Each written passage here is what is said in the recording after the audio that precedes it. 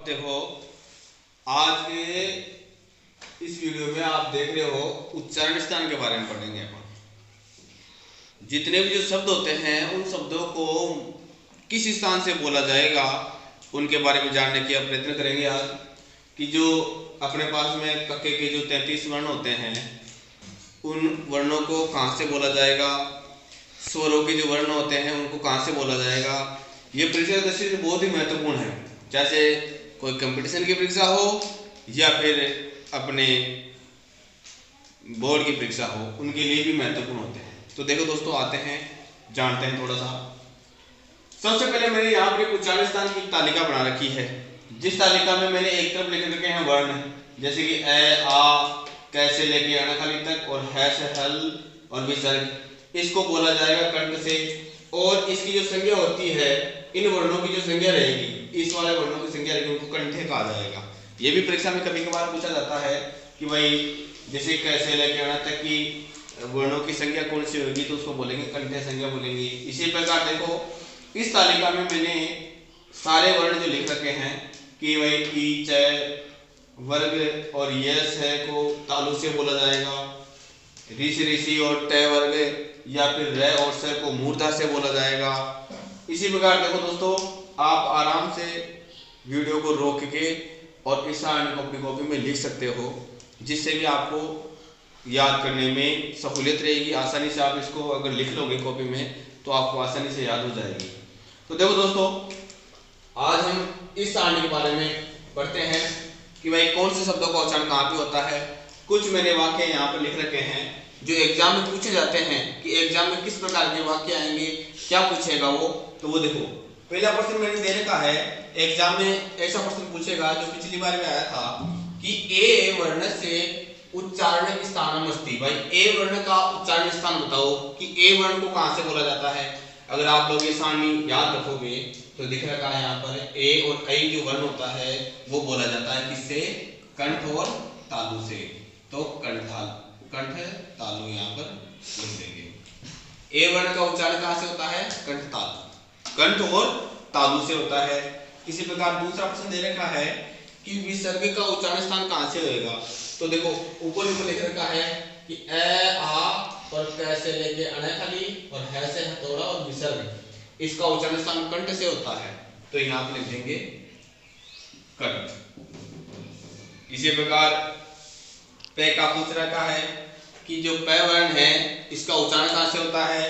तो देखो दे रखा है पे का उच्चारण स्थान यानी छोटा वाला उ और बड़ा वाला उ, और पै से लेके मैं तक के जो वर्ण हैं उनका उच्चारण ओष्ठों से होता है, निकोटों से होता है। तो यहां आ जाएगा ओष्ठो हो। इसी प्रकार ये सषटकोण इसका पूछ रहा है। तो देखो सषटकोण का उच्चारण स्थान क्या हो जाएगा, मूर्धः। अगर एक बार ये सारणी आपको याद हो जाएगी, ये जो सारणी मैंने यहाँ लिख रखी है, अगर ये सारणी आप याद कर लोगे तो आसानी से चाहे कोई सा भी जो वर्ण आपको दे दे, आप आसानी से उसका बता दोगे कि भाई इस वर्ण का उच्चारण स्थान ये है। जैसे कि ये दे रखा है ये, देखो दोस्तों ध्यान देख लो, ई और च से लेके अण और ये और से का उच्चारण स्थान होता है तालु से। तो ये का उच्चारण स्थान किससे हो जाएगा, तालु से उच्चारण स्थान हो जाएगा।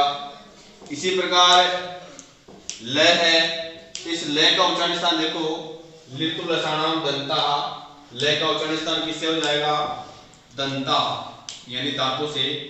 जब भी अपने देखो ना ये जो दे रखा है ना, कंठ है, ओष्ठ है, मूर्धा है, तालु है, दंता है, यानी कहने का मतलब है जब भी हम इन वर्णों को बोलेंगे तो इनकी सहायता लेना जरूरी होता है। जैसे दंत है, अब जब भी अपन तैवर्ण को बोलेंगे तो तैवर्ण को बोलते हैं अपनी जो जीवा होती है वो दंत पे, दांतों पे जाके टच करती है। जैसे कि तो तय बोलते ही अपनी जीवा दांतों पर टच कर रही है, इसलिए इन वर्णों को क्या बोला जाता है, दंता है। ये दंत्य वर्ण है, ये दांतों से बोले जाते हैं। अगर दांत नहीं हुए तो ये इनको बोलना पॉसिबल नहीं होता है।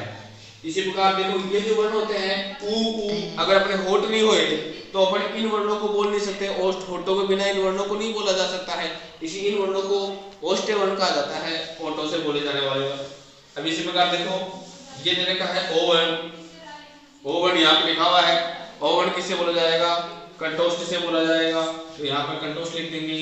और वह वर्ण को कहाँ से बोला जाता है, वह वर्ण को बोला जाता है दंतोष्ठ से, तो दंतोष्ठ लिख देंगे यहाँ पर। तो इसी प्रकार अगर आप लोग ये इस उच्चारण सारणी है, इसको अगर एक बार लिख के अगर आप याद करोगे तो आप आसानी से सभी प्रश्नों के उत्तर दे सकते हो। और ये परीक्षा की दृष्टि से महत्वपूर्ण भी है। इसको आप आसानी से बार बार रोक के इनका अभ्यास करना। और ऐसे ही पहले खाली पेज में आप वर्ण लिख लेना, जैसे कि मैंने लिख लिया ट वर्ण लिख लिया, और ऐसे है वर्ण लिख लेना। फिर इसमें से देखना भाई ट वर्ण का उच्चारण स्थान कहाँ से होता है, ये टू रसाना मूर्धा, ये तो मूर्धा से हो गया। और इसका किससे होएगा, कंठ से होएगा, ये लो कंठ लिख दिया। तो ऐसे एक बार आप क्या करना कि ये सारणी लिखना और उसको याद करना।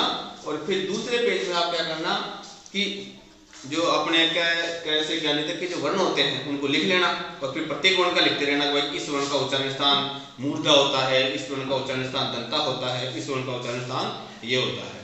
तो मैं उम्मीद करता हूँ कि ये जो चीज़ मैं आपको बता रहा हूँ वो आप अच्छी तरह से समझे होंगे। अगर समझे हो तो प्लीज़ वीडियो को लाइक शेयर और कमेंट करना। Thank you.